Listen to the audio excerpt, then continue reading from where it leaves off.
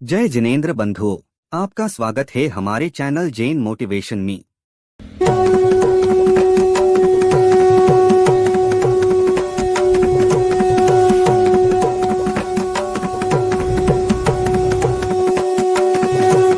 जय जिनेंद्र बंधुओं, आज हम दर्शन कर रहे हैं ऐसे तीर्थ स्थान के जिसने जैन इतिहास को सैकड़ों वर्ष से अपने भूगर्भ में संभाल कर रखा हुआ था।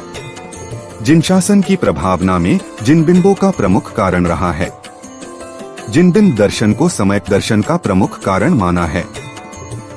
प्राचीन काल से ही जिन धर्म की अलौकिक प्रभावना के लिए श्रावकों ने जिनायतनों का निर्माण कराकर वितरागी जिनबिंब विराजमान करके जिनशासन की कीर्ति को फैलाया।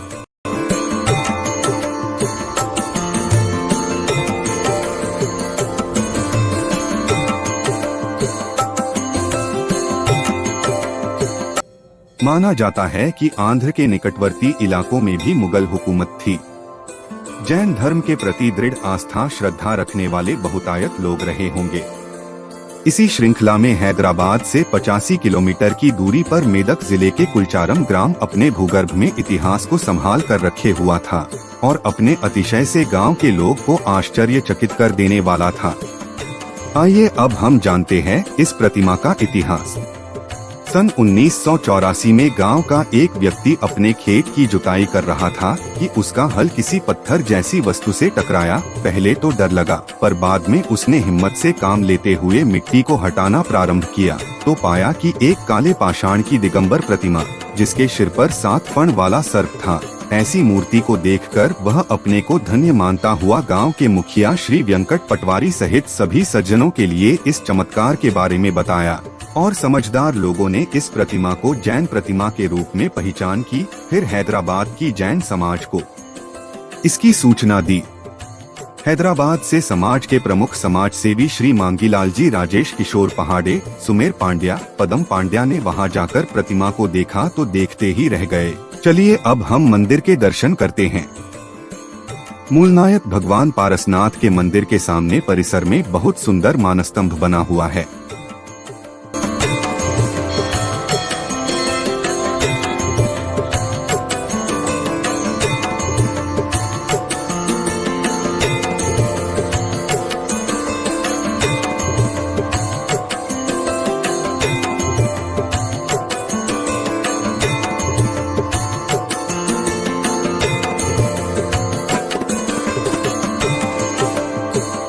वह प्रतिमा में धर्मेंद्र देव चारों ओर से घेरे हुए ऊपर तक पहुंचते 7 फण का छत्राकार रूप में फैले हुए है। यह प्रतिमा करीब 9 फीट ऊंची है।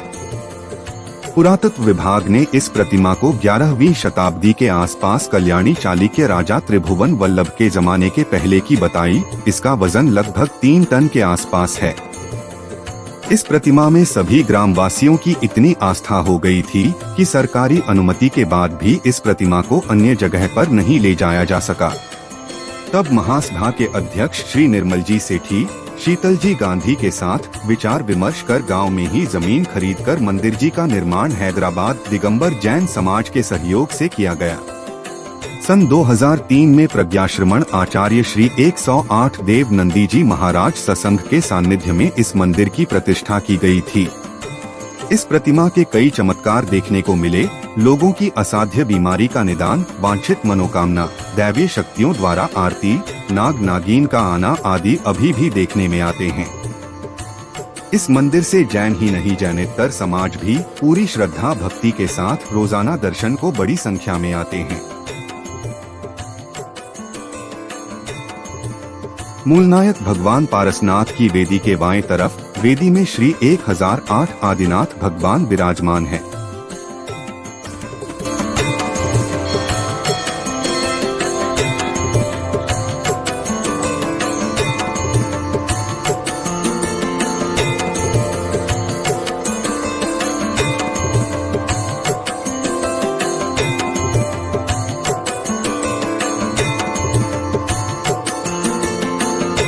मूलनायक भगवान पारसनाथ की वेदी के दाएं तरफ वेदी में श्री 1008 महावीर भगवान विराजमान है।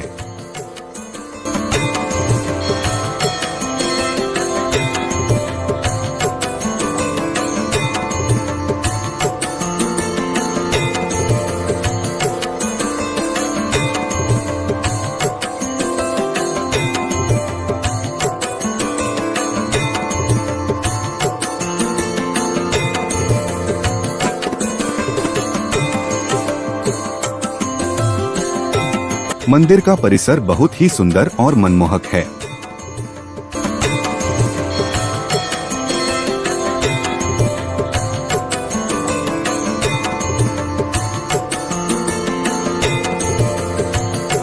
मंदिर परिसर में यात्रियों के शुद्ध भोजन के लिए भोजनालय की भी व्यवस्था है।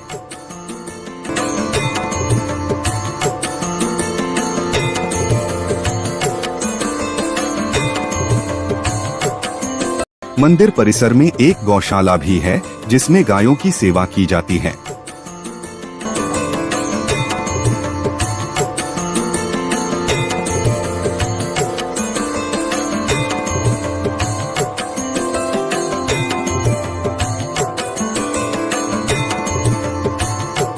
चलिए अब हम यहाँ के पुजारी श्री महावीर पंडित जी से प्रतिमा और मंदिर का इतिहास जानते हैं। करीब यहाँ पर जिन प्रतिमा जैन तीर्थंकर भगवान पार्श्वनाथ देवेश्वर तीर्थंकर की जिन प्रतिमा कुलचाराम जिला मेदक ग्राम में घर का नींव खोदते खोदते ये मूर्ति मिली गई है और लोगों को कई दिनों से मालूम नहीं था कि ये जैन प्रतिमा बोले।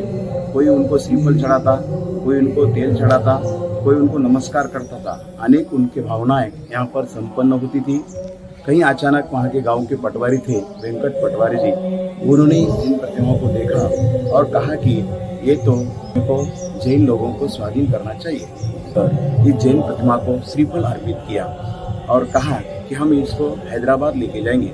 लेकिन गांव के सभी लोगों ने निवेदन किया कि ये प्रतिमा को हमारे क्षेत्र के बाहर न लेके जाकर यहीं जिन मंदिर बनवाकर यहाँ पर आपके समाज के द्वारा जैन पूजा पहले होने जाएगी, ऐसा यहाँ पर कुछ करो। तुरंत लोगों ने निर्णय लिया और यहाँ पर ये जो जमीन और उसके पश्चात जिन प्रतिमाओं को श्रीफल जैन प्रतिमा वहाँ से यहाँ आ रही नहीं थी, लेकिन श्रीफल अर्पित करते हुए जैन तीर्थंकर भगवान पार्श्वनाथ खड़े हुए और उस प्रतिमा को यहाँ पर विराजमान किया।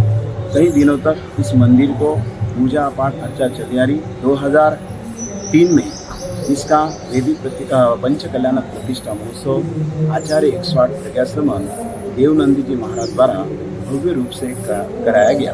5 दिन तक ये पूजा महाउत्सव यहाँ पर मनाया गया। आज भी जब से इस लोग आते हैं, अपनी भावना भाते हैं, सबकी मनोकामना यहाँ पर पूर्ण होती है। ऐसा अतिशय यहाँ निरंतर होता रहता है और एक विशेष नाग नागिनी का जोड़ा भी दर्शन के लिए आते रहता है। मंदिर जी में सर्व सुविधा युक्त 40 कमरों की धर्मशाला, त्यागी भवन, कार्यालय की व्यवस्था है। अगर आपको अभिषेक और शांतिधारा करवाना है तो दिए गए मंदिर के कार्यालय के नंबर पर संपर्क कर सकते हैं और दान देकर मंदिर के निर्माण में पुण्यर्जक बन सकते हैं। जय जिनेंद्र। हमारे साथ यह वंदना करने के लिए आपका धन्यवाद।